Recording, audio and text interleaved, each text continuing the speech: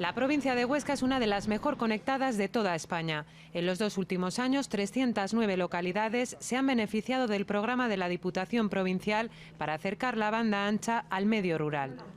Luzas, en la comarca de la Ribagorza, es una de ellas. Con apenas 9 habitantes durante todo el año, ya dispone de una buena conexión a Internet con una velocidad de entre 30 y 100 megas.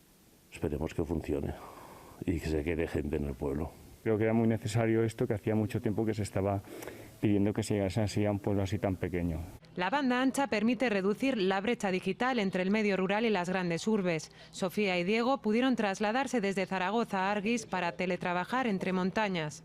Nosotros trabajamos con fotografía, con vídeo, con documentación que requiere una buena conexión para poder ser enviada o recibida y bueno, y sería imposible trabajar desde aquí si no fuera por la conexión buena.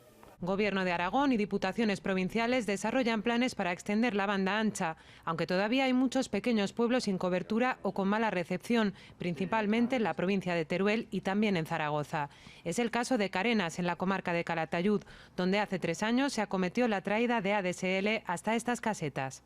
La fibra óptica que nos iba a llegar todavía no nos ha llegado. Tenemos instalados los armarios aquí en el pueblo, pero todavía no tenemos conexión.